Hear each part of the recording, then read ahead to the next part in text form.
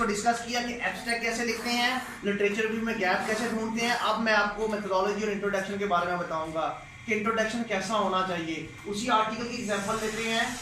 इस आर्टिकल में ये है कि इस बंदे ने सबसे पहले आर्टिकल की ड्यूटी होती है, एक सिस्टमैटिक वे होता है जिसमें प्रेजेंट किया जाए। कोई बड़ा आर्टिकल पसंद नहीं किया जाता कि थीसिस नहीं है ये जो आपका इंट्रोडक्शन होता है 1 से 2 पेजेस या 3 पेजेस पे होना चाहिए मैक्सिमम। इससे ज़्यादा भी कर सकते हैं, it's up to you. But अच्छा ये होता है कि कम लिखा हो, कम वर्ड्स के अंदर सारा का सारा थीसिस एक्सप्लेन कर दें। आप पूरा का पूरा अपना जो आर्टिकल है वो एक्सप्लेन कर दें। कुछ लोग बहुत बहुत बड़ा लिखते हैं, इंग्लिश अच्छी नहीं होती तो बड़े बड़े सेंटेंस लिखते जाते हैं। डिलीवर वही करना होता है जो इस बंदे ने किया एक लाइन में, है ना। तो कोशिश करें अच्छी इंग्लिश के साथ, टेक्निकल इंग्लिश के साथ। ये ना इंग्लिश हो, टेक्निकल साइंस ना हो उसमें ना।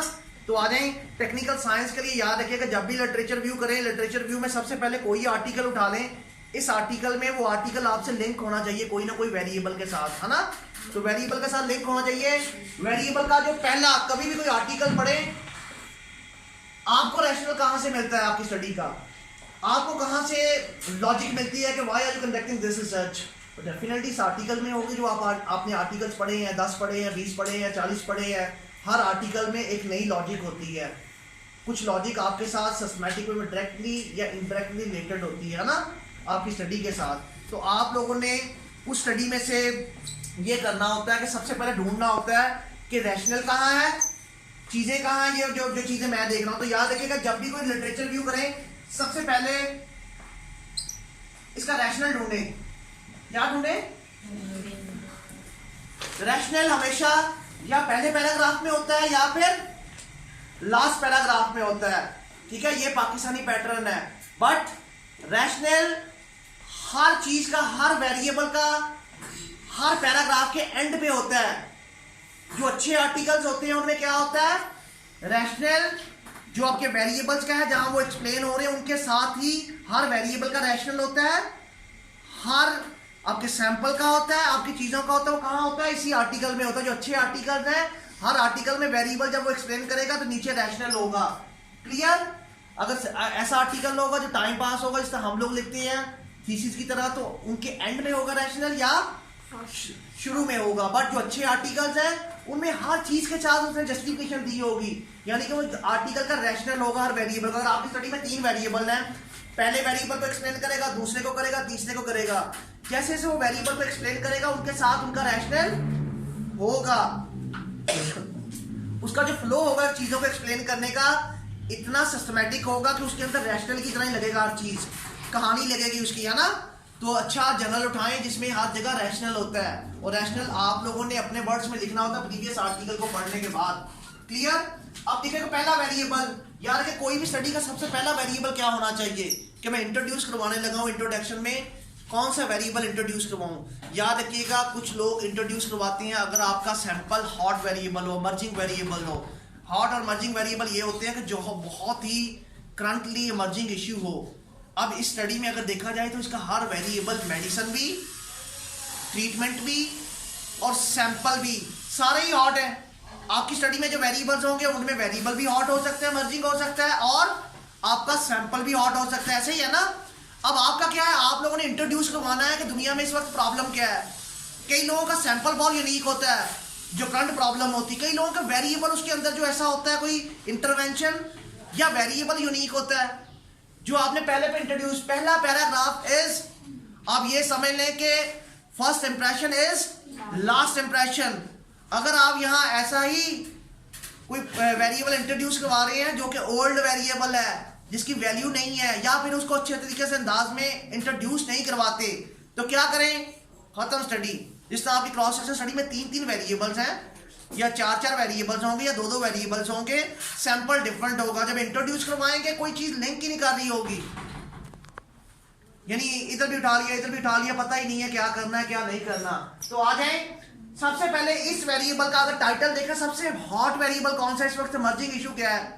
मुझे लगता है इसका सैंपल है, जो इस वक्त दुनिया में सबसे इंपॉर्टेंट प्रॉब्लम है। साइकेट्रिस्ट इशू जितने भी हैं उनमें शिज़ोफ्रेनिक का इशू, जिसको शिज़ोफ्रेनिक हो जाता है 99% चांसेस होते हैं मेडिकेशन पे चला जाता है। इवन साइकेट्रिस्ट मेडिकेशन पे साइकोलॉजिकल प्रॉब्लम्स नहीं होती, जबकि नीरो के अंदर इसका लेटेस्ट सिमुलेशन थेरेपी के ऊपर इंटरवेंशन बन रही है, यानी लेटेस्ट दुनिया के अंदर। इसका मतलब है सैंपल बहुत इंपॉर्टेंट लगता है। इंटरवेंशन, पहले इंटरवेंशन हुई है, उसी इंटरवेंशन को रिड्यूस कर रहा है, यानी वो भी इंपॉर्टेंट है अगर देखा जाए तो मैं क्यों ना ऐसा सबसे पहले सैंपल इंट्रोड्यूस करवाऊं कि ये सैंपल जो है शिज़ोफ्रेनिक के जो है ये बहुत इंपॉर्टेंट है, इस वक्त इमर्जिंग इशू है पूरी दुनिया के अंदर, है ना। तो इस बंदे ने इसी तरह किया है, इसने लिखा है इंट्रोडक्शन में पहले पर पहला पैराग्राफ जिसका पहले एब्स्ट्रैक्ट के अंदर था। एब्स्ट्रैक्ट के अंदर भी पहला पैराग्राफ क्या होता है, इमर्जिंग इशू। इसको लगता है कि इमर्जिंग इशू क्या है, सैंपल है। क्या देखते हैं, schizophrenia is a psychotic disorder, is a common worldwide problem that cause considerable suffering and disability। इसने कहा है कि ये जो प्रॉब्लम है इस वक्त पूरी दुनिया का प्रॉब्लम है, पूरी दुनिया में कितने % लोग इसको एक्सपीरियंस कर रहे हैं, consider suffering and disability। ये डिसेबिलिटी की तरफ आ रहा है, ये डिसऑर्डर नहीं रह गया, ये एक डिसेबल की तरह काम करता है। जिन लोगों को ये हो जाए ना वो काम कर सकते हैं, ना सोशल फंक्शनिंग कर सकते हैं, ना क्वालिटी ऑफ लाइफ उनकी इंप्रूव होती है, वो अपाहज होकर रह जाते हैं अगर देखा जाए तो, है ना। इतना इंपॉर्टेंट प्रॉब्लम है, ये डिजीज की तरह फैल रहा है ना, जो जम्स फैलते हैं, इसके लॉजिकल इसके लिंक्स है ना डोपामाइन के साथ, उसके ब्रेन के एरियाज के साथ ना इंटरलिंक है इसका 3 नेटवर्क के साथ ब्रेन के ऊपर। क्योंकि मैं नीरो के अंदर पढ़ के आया हूँ तो न्यूरो साइकोलॉजी में मेरी एक्सपर्टीज है, मैं और एंगल से देखूंगा, मैं साइकेट्रिस्ट अप्रोच से भी एडवांस कोई चीजें करके आया हूँ। तो इसलिए ये पहली लाइन इसने क्या इंट्रोड्यूस करवाई है, इस लाइन के बाद ये एक 1 लिखा हुआ है छोटा सा, इसने रेफरेंस दिया हुआ है साइकेट्रिस्ट में अगर पेपर पब्लिश करना तो नंबर्स क्या होना चाहिए, रेफरेंस न्यूमेरिकल फॉर्म में होने चाहिए, नंबर्स में। यहाँ आपको अक्सर होता है कि यहाँ एपीए में यहाँ क्या होता है, रेफरेंस होता है ना, अकील 2000 व्हाटएवर जो भी, यहाँ नंबर 1 लिखा है। इसका मतलब क्या है, ये बात किसने कही, ये किसी आर्टिकल में थी, इसने अपने वर्ड्स में उसको बताया कि बहुत इमर्जिंग प्रॉब्लम है। कहाँ से देखी इसने प्रॉब्लम, ये वाली वर्ड्स अपने हैं, नंबर 1 आर्टिकल में जो रेफरेंस है, नीचे वाला रेफरेंस है, उसमें से इसने पढ़ा। फिर आगे देखें, अगला क्या कर रहा है, ये सैंपल इंट्रोड्यूस करवा दिया, every paragraph should be link with your next paragraph.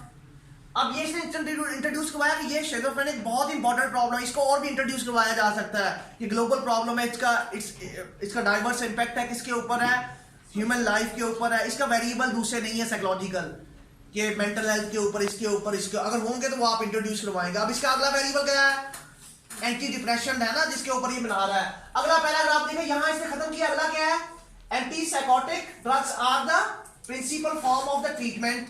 अब देखिए ये पैराग्राफ इसने जोड़ दिया कि शिज़ोफ्रेनिक एक प्रॉब्लम है और इनका हल क्या है, एंटी साइकोटिक है ना। फिर इसके बाद इसने क्या किया, they are used to reduce the acute symptoms and are recommended to be the taken to the long term for the relapse prevention। देखिए पहला पैराग्राफ जोड़ा उसने, किस तरह चीजों को जोड़ा है, 2 वेरिएबल्स से, उसके 2 वेरिएबल्स को उसने जोड़ के लिखा है, every sentence should be link with the next sentence, है ना। अभी इसमें पैराग्राफ नहीं, every paragraph should be link with the other paragraph. अभी सेंटेंस की बात कर रहा हूं, एक पैराग्राफ में सेंटेंस है, पहला सेंटेंस, फिर दूसरा उसी के साथ लिंक है, कोई चीज इसमें ऐसे लगे जैसे कहानी पढ़ रहे हैं। और आप लोग जब लिखते हैं आप लोग छलांगे लगाते हैं, एक पैराग्राफ कहीं और का होता है, दूसरा पैराग्राफ और का, तीसरा पैराग्राफ जो पढ़ने वाला कहता है ये क्या ब्लंडर है, आपका नेगेटिव इंप्रेशन होता है ना, आप इंट्रोड्यूस ही नहीं करवा पाते एक चीज को, तो इसके नेगेटिव रिमार्क्स होते हैं, आपका पेपर रिजेक्ट। वो कहता है इसमें सिस्टमैटिक वे नहीं है, this is not systematic way, science is a systematic way जिसमें आपने precise short to the point चीजों को लिखना है, जो आपके वेरिएबल्स हैं, तो आप अपना वेरिएबल इसके साथ लिंक करोगे जो भी होगा ना। अगर आप मेंटल हेल्थ के साथ कर रहे हो तो यहाँ मेंटल हेल्थ इंट्रोड्यूस करवा दो, वो कहाँ से मिलेगा, एक आर्टिकल में से ये चीज मिल गई, दूसरे आर्टिकल में से कहीं और से मिल गई, तीसरे में, और उनको जोड़ना है आप लोगों ने वर्ड्स लगा के इंग्लिश के थ्रू। यहाँ इंग्लिश काम आती है ना थोड़ी सी, इंग्लिश के साथ वर्ड्स को जोड़ना है। एंटी साइकोटिक हो गया, फिर इसके बाद क्या है, अगला है इसने तीसरा, ये एंटी साइकोटिक को डिफाइन कर दिया, इसका लिंक क्या है ना।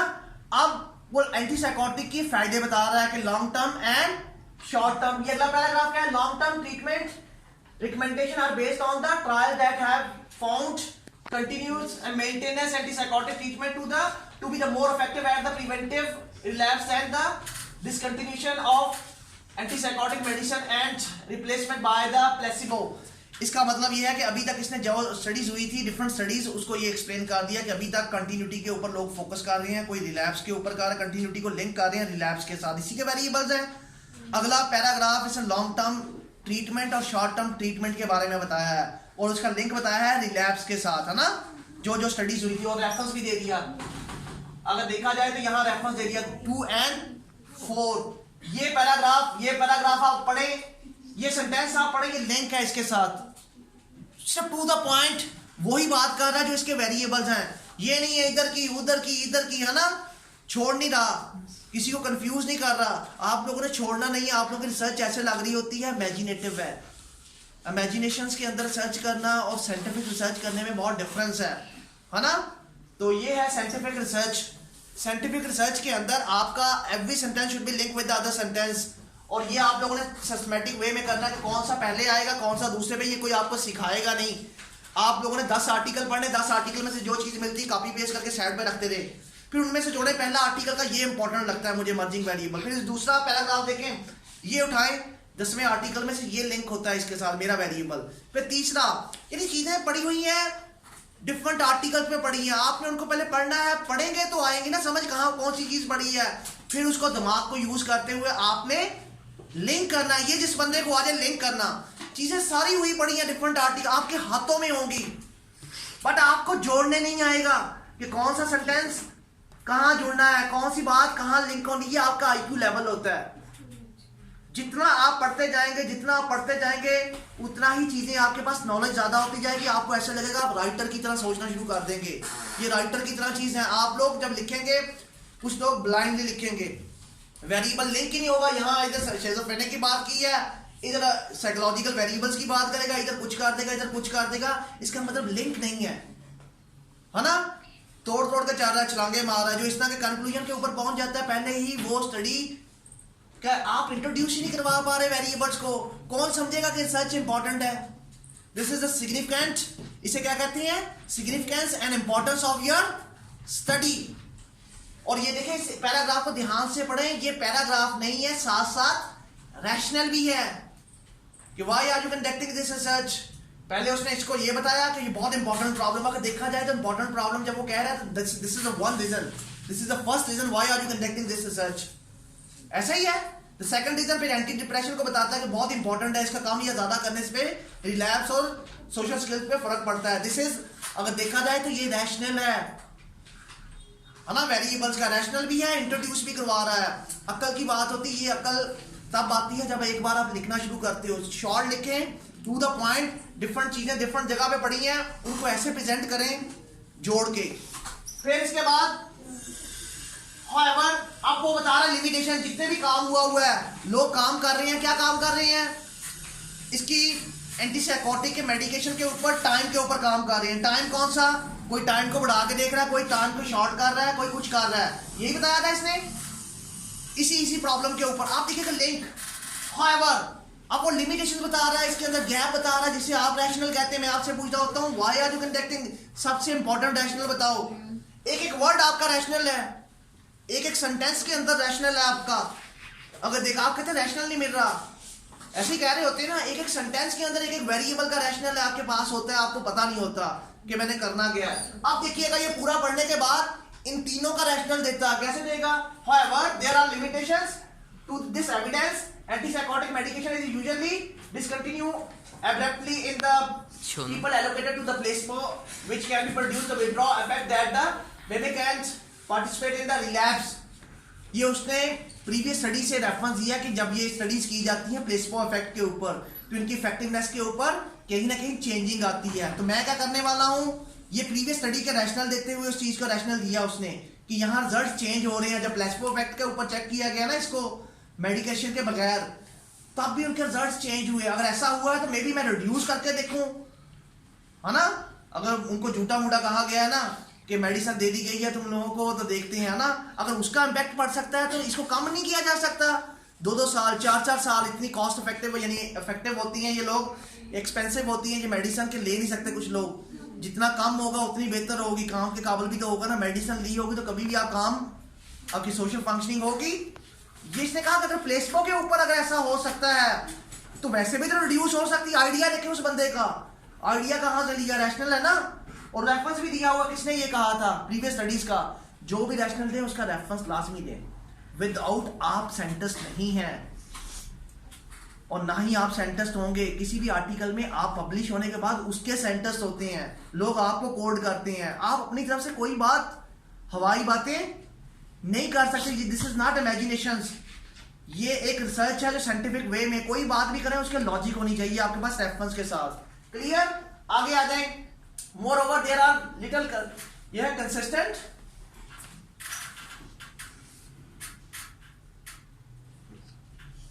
evidence about the outcome rather than to relapse, and the follow-up is usually short. Is a meta-analysis. Only 4 of 48 placebo-controlled trials and follow-up the participant for more than 1 year. Therefore, conclusion about the risk and benefit of the long-term maintenance treatment might not be robust. उसने कहा कि मैंने Meta-analysis के 48 studies पढ़ी हैं, उनमें जो continuity थी उसमें भी रिजल्ट्स में चेंजिंग थी, कंसिस्टेंट रिजल्ट्स, यानी उनके इतने बड़े कंटिन्यूटी के ऊपर क्वेश्चन हुआ है। तो उसने कहा इसका मतलब शॉर्ट करके देखें, ये रैशनल दिया उसने, देखे सारा रैशनल विद स्टडीज है। आगे इसका इसी तरह लिंक होगा। इसके बीच में एक ब्यूटी होती है इन बड़े जर्नल्स की। लांसेट में कोई भी जर्नल जाए, इसमें एक ब्यूटी है। इसकी ब्यूटी ये है कि इसके बाद जो नीचे वाला पैराग्राफ था, इसकी ब्यूटी ये होती है कि इसके अंदर आपको लिखना पड़ता है सेपरेट। एक तो हर पैराग्राफ के अंदर रैशनल है, हर वेरिएबल को बार बार इंट्रोड्यूस करवा रहे। पहले शेज़ोफ्रेनिक को कराया, एंटी डिप्रेशन को कराया, एंटी डिप्रेशन में डिफरेंस बताया, फिर टाइम को उसने करवाया, फिर टाइम के बाद उसने रैशनल दिया कि क्यों टाइम के ऊपर काम कर रहा हूँ, कि प्लेसिबो के ये इफेक्ट आ रहे थे, मेरे क्या हुआ। फिर उसने सारे टाइम्स की जितनी स्टडीज है वो एक्सप्लेन करता जा रहा है उसकी स्टडी को, वो हो गया। अब इस आर्टिकल में एक ब्यूटी होती है इसके अलावा भी, वो होता है कि पहले कौन सी स्टडीज हुई थी और करंट कौन सी स्टडीज हुई है ना। ये लाइन का एक पैराग्राफ लिखना होता है लांसेट में अगर आपने पब्लिश करना है। ये देखें एक ब्यूटी वो है कि रैशनल के साथ अपने वेरिएबल को इंट्रोड्यूस करवाना। आप लोग भी इंट्रोड्यूस करवाएंगे विदाउट रैशनल। कैसे करवाएंगे, चीजें चूज कर लेंगे, बट कोई कहीं फिट होगी कोई फिट होगी। जब वो पढ़ेंगे वो पढ़ने वाले को ऐसे लगेगा स्टोरी नहीं है। आपको स्टोरी लगनी चाहिए, जिस तरह मुझे पढ़ते हैं ना कि हर चीज एक दूसरे से लिंक है। आपकी स्टोरी नहीं बनती, स्टोरी उसी की बनती है जो बार बार सोचता है। कम लिखना है आप लोगों ने, कोई थीसिस बनाने की जरूरत नहीं, कोई टाइम जाया करने की जरूरत नहीं है। अपनी मेथोडोलॉजी पे टाइम जाया करें, उसको सोचें, उसमें नई यूनिकनेस लाएं। इन चीज़ों पे टाइम सिर्फ कम लिखना है, टू द पॉइंट लिखना है जो वेरिएबल्स हैं। कोई 40 पेज या 50 पेजेस का थीसिस नहीं लिखना आपने, 2 से 3 पेजेस रैशनल के साथ हर पैराग्राफ। अब आ जाए, ये पैराग्राफ क्या है लांसेट के अंदर, बहुत इंपॉर्टेंट है, जान होती है किसी भी लिटरेचर व्यू की जो आप लोगों को मिलता नहीं है। देखिए मैंने आपको बताया रैशनल हर पैराग्राफ के साथ है। पाकिस्तानी इस चीज को समझते नहीं है, वो समझते रैशनल जो होता है या एंड पे होता है या फिर शुरू में होता है, वो भी आप अपनी वर्डिंग में लिखते हैं। ऐसा नहीं है, हर पैराग्राफ ही रैशनल अगर देखा जाए। अगर आपका ऐसा ना हो तो आपका पेपर कभी भी पब्लिश ना हो। अब ये देखिएगा, ये वो पैराग्राफ है, रिसर्च इन कॉन्टेक्स्ट, किस कॉन्टेक्स्ट में हो रही है, प्रीवियस स्टडीज क्या कहती हैं और करंट स्टडीज में क्या कंट्रीब्यूशन कर रही है। This is a Nobel contribution.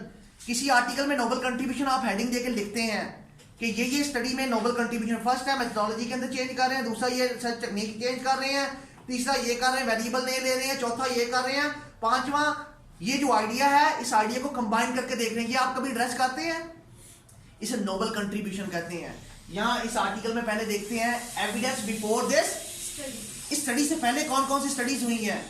ठीक है, मेरी स्टडी को कंट्रीब्यूशन कर रही है प्रीवियस स्टडीज में। पहले तो मुझे ये, आप लोग पढ़ते नहीं है, जब पढ़ेंगे नहीं तो आपको पता नहीं होगा ये कहाँ से। आप एक आर्टिकल पढ़ते हैं, 2 पढ़ते हैं, आप कहते हैं मुझे खुद नहीं समझ। जब आपको समझ नहीं आएगी तो किसी को क्या समझ आएगी, है ना। यहाँ लिखना है आपने, पहले वो बताता है Meta analysis of the clinical trial have found increase rate of the relapse in the people who reduce or discontinue the maintenance of the antipsychotic medication or compare with the people who are continue। उसने कहा कि मैंने एक ऐसा previous studies ने ये explain किया था, रिवील किया था कि जो लोग एक्सपेरिमेंट में डिसकंटिन्यू कर रहे थे या छोड़ के चले गए उनमें रिलैप्स रेट हाई हो रहा था, और जो लोग कंटिन्यूली ले रहे थे उनका ग्रुप बनाया उसने, उनको क्या हो रहा था, रिलैप्स रेट कम हो रहा था। ये प्रीवियस स्टडी ने आज तक किया हुआ था। ठीक है, रिलैप्स के ऊपर स्टडीज हुई थी, कंटिन्यूटी के ऊपर और डिसकंटिन्यूटी के ऊपर। क्लियर। फिर दूसरी क्या की है, हाउएवर फ्यू सच ट्रायल, उसने कहा कुछ स्टडीज ऐसी थी have assessed the effective effects of the gradual dose reduction of the long term follow up have measured outcome rather than to the relapse। उसने कहा कि कोई लोग जो थे इसमें फॉलो अप कर रहे थे, किस चीज को, ग्रेजुअली रिड्यूस कर रहे थे मेडिसिन को, फिर देख रहे थे। पहले देखो उसने ओवरऑल बताया, फिर उसने मेडिसिन के शॉर्ट किया कि ये स्टडी हुई थी। फिर तीसरा पे क्या कहता है, Furthermore, the finding of the trials in the people with the first episode psychosis, देखे हम उसके आ गया, पहले उसने ओवरऑल बात की किसी भी स्टडी की, फिर उसने क्या आ गया अपने सैंपल के ऊपर आ गया कि शिज़ोफ्रेनिक के अंदर क्या हो रहा है टाइम के ऊपर, टाइम लाइन के ऊपर, है ना, यही स्टडी है उसकी। उसने कोई दूसरी बात लिखी स्टडी में। हम लोग जब दूसरी बात लिखते हैं तो उसको कंफ्यूज कर देते हैं कि मेरे वेरिएबल मैं डिफाइन और कर रहा होता हूँ, वेरिएबल इसमें एक होता है, हम 50 वेरिएबल को डिफाइन कर रहे होते हैं, वो कहते हैं इसका वेरिएबल कौन सा है ना। तो आगे देखें, furthermore the finding of the trial in the people with first episode साइकोसिस and some naturalistic evidence suggest that the gradual dose reduction and discontinuation of the antipsychotic medicine might be associated with the improvement social functioning in the long term। वो कह रहा है कि अब ये दो तरह की स्टडीज थी, टाइम के साथ और रिलैप्स के साथ ना, इनको उसने कहा शिज़ोफ्रेनिक के ऊपर की गई हैं, बट कईयों में रिजल्ट कुछ आए, कईयों में कुछ आए, फंक्शनिंग को इंप्रूव कर रही थी। अब अपने वेरिएबल पे आ गया वो, रिलैप्स और फंक्शनिंग इसके वेरिएबल्स है ना शिज़ोफ्रेनिक में। उसने कहा कुछ स्टडी ने कहा फंक्शनिंग इंप्रूव होती है, किसने कहा रिलैप्स रिड्यूस होता है ना। तो आप क्या कर रहे हैं, ये उसने प्रीवियस स्टडीज के एविडेंस दिए हैं। आगे देखें, we use the PubMed to update the search of the meta analysis. ये एक मेटा एनालिसिस की टेक्निक है। जब भी मेटा एनालिसिस करते हैं तो 2000 से लेकर जितनी भी स्टडीज का आपने डाटा लेना होता है उतनी स्टडीज उसने पढ़ी थी, उन स्टडीज में ये थे रिजल्ट्स। आगे आ जाए, ये वाला आज समझ लेंगे, ये इसने पीछे टर्म्स लिखी थी। ये मेटा एनालिसिस जब भी करते हैं कंप्यूटर में टर्म्स लिखते हैं कि ये टर्म्स के जितनी भी स्टडीज आज तक हुई है मुझे दे दे, इस ईयर से इस ईयर के दरमियान उसने ये टर्म्स यूज की थी। इन टर्म्स में जितना काम हुआ था वो इसने रिपोर्ट कर दिया कि इन स्टडी में ये रिजल्ट्स थे, ये स्टडी ये कहती थी। Clear, this is previous studies. अगर देखा जाए पहला पैराग्राफ, दूसरा पैराग्राफ, तीसरा पैराग्राफ, 3 स्टडीज इसने रिजल्ट्स रिपोर्ट किए हैं, सारे के सारे लिंक है। एविडेंस, आपका जो प्रीवियस एविडेंस है शॉर्ट हो बट लिंक हो सिस्टमैटिक वे में। क्लियर। थर्ड वन इज, अब आ गया noble contribution of the present study. ये तो आज से पहले काम हुआ था ना, ये स्टडी क्या कर रही है, why are you wasting your time, ऐसे ही है ना। तो आपकी स्टडी क्या कर रही है, क्या आप एक्सप्लेन कर रहे हैं, क्या कर रही है। In the people with the recurrent साइकोसिस, एक सैंपल इसका schizophrenic, we found no evidence to support our hypothesis that the gradual reduction of antipsychotic medicine improve the social functioning at 2-year follow-up। पहले अपना रिजल्ट उन्होंने introduce करवाया। पहली contribution क्या है, जो इसके रिजल्ट्स आए हैं कि दुनिया ये कह रही थी मेरी स्टडी के रिजल्ट्स कि 2 इयर्स के अंदर ऐसा नहीं हुआ कि फंक्शन 2 इयर्स के, मैंने 2 इयर्स के ट्रायल्स किए, उसके बाद देखिए कितनी अच्छी लैंग्वेज में लिखा। This is the first contribution.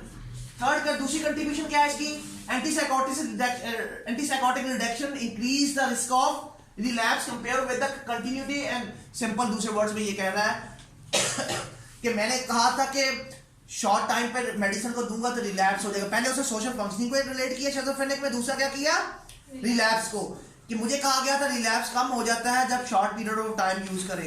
कहा मैंने ये एक्सपेरिमेंट किया, रिलैप्स बढ़ गया, नॉन सिग्निफिकेंट रिजल्ट्स आए हैं, मेरे रिजल्ट्स में बढ़ गया। 2 वेरिएबल थे ना इसके, सोशल फंक्शनिंग और रिलैप्स, दोनों को इंट्रोड्यूस करवा दिया। ये इसकी नोबल फाइंडिंग है, हम इसको लिख नहीं पाते, जो प्रीवियस स्टडी के साथ उसकी अपोजिट है अगर देखा जाए तो, मगर ये बहुत बड़ी फाइंडिंग है अगर देखा जाए तो। आगे देखिए 32% ये रिलैप्स रेट लिखा हुआ है इसने, 32% बढ़ गया किस ग्रुप में, किस ग्रुप में नहीं है ना। आगे आ जाए, ये भी इसी तरह study is the first full trial to explore the outcome of the gradual strategy of the antipsychotic reduction and discontinuity in the population. ये इसकी इस स्टडी की कंट्रीब्यूशन थी प्रीवियस स्टडीज में। मैं अक्सर पूछता होता हूँ कि आपकी स्टडी की कंट्रीब्यूशन आप लिख ही नहीं पाते, एक पूरी हेडिंग देते हैं आप लोग नोबल कंट्रीब्यूशन के रिजल्ट्स के साथ, उसमें आप बताते हैं कि मेरी स्टडी कैसे डिफरेंट है लोगों से। इसकी स्टडी किसी स्टडीज को सपोर्ट भी तो कर रही होगी ना, इसने नहीं लिखा, इसने प्रीवियस उसकी स्टडीज लिखी जो इसके अपोजिट थी, और वो स्टडीज के जो इसके रिजल्ट्स आए हैं वो इसने लिख दिए कि मेरे रिजल्ट्स ये यूनिक है। हमारे यहाँ ये कहा जाता है ऐसा नहीं है, आपका हाइपोथेसिस रिजेक्ट हो गया तो आपका सब कुछ रिजेक्ट हो गया। ये सबसे इंपॉर्टेंट है। अब है एप्लीकेशन, जो मैं जिसमें इंटरेस्टेड हूँ, आउटकम लर्निंग। भाई ये स्टडी हो गई है तो इसका एंड क्या है, किसी को फायदा हुआ कि नहीं हुआ, बेनिफिशियल है कि नहीं है ना। अगर इसका बेनिफिट नहीं हुआ किसी चीज को तो फिर यूजलेस है। आउटकम लर्निंग है ना, आउटकम लर्निंग क्या है, मेडिकेशन, फार्माकोलॉजी, है ना, फार्माकोलॉजी वालों की मौज लग गई है। अगर देखा जाए तो ये मेडिसिन जितनी भी हैं ये लॉन्ग टर्म देनी है आप लोगों ने। एक इंडस्ट्री को डिमांड कर रही है कि एंटी साइकोटिक मेडिसिन बनाई जाए। दूसरे वर्ड्स में ये है क्योंकि ये लॉन्ग टर्म जाएंगी, है ना, लॉन्ग टर्म में ऐसी मेडिसिन बनाई जाए जो लॉन्ग टर्म जाए, विड्रॉल फलाना। ये देखिए आउटकम लर्निंग, आप देखते हैं एप्लीकेशन स्टडी की क्या है, application of the all variable evidence, है ना, the compare to continue with the maintenance and treatment gradually monitoring reduction of the antipsychotic medication over the period of the month does not improve social functioning in the medium terms, increase the risk of the relapse in the people with the recurrent psychotic disorder, first episode of the psychosis. These data help to inform decision making, help to inform policy makers, decision makers, whatever government and the centers, research scholar about the use of the long term antipsychotic treatment. ये study क्या कर रही है, ये demand कर रही है centre से, पॉलिसी मेकर से, फार्माकोलॉजिस्ट से, सेंटर से, साइकियाट्रिस्ट से कि मेडिसिन शॉर्ट टर्म के लिए ना दी जाए बल्कि लॉन्ग टर्म्स के लिए दी जाए। ये कंट्रीब्यूशन जो है कि आने वालों के लिए एक तहलका खेज है कि इंडस्ट्री की मौज लग गई है, एक नई इंडस्ट्री बनेगी कि एंटीसाइकोटिक मेडिसिन ज्यादा से ज्यादा प्रोड्यूस की जाए। आप कहते हैं कि फायदा ये है जिनकी फार्माकोलॉजिस्ट है, साइकियाट्रिस्ट है, उनकी मौज लग जाएगी मेडिकेशन के बगैर ना, कि मेडिकेशन के हम तो लेते ही नहीं है पाकिस्तान में, है ना, लेते हैं तो कम लेते हैं। तो इसने क्या कह दिया कि मेडिसिन रुकनी 2 साल के बाद भी, मैं ये कह रहा हूँ कि 2 साल करने के बाद भी मेडिकेशन का कोई इम्पैक्ट नहीं आया इतना ज्यादा। तो इसका मतलब है कोई नई स्टडी, नई इंडस्ट्री के लिए इसने सपोर्ट कर दी। अगर देखा जाए तो उनकी मौज लग गई साइकियाट्रिस्ट की, और जो मेडिसिन बनाते हैं उनकी मौज लग गई है। अब रोज बरोज नई मेडिसिन बनेगी क्योंकि डिमांड है ना, फिर ऐसी मेडिसिन भी बननी चाहिए शॉर्ट पीरियड ऑफ टाइम के लिए।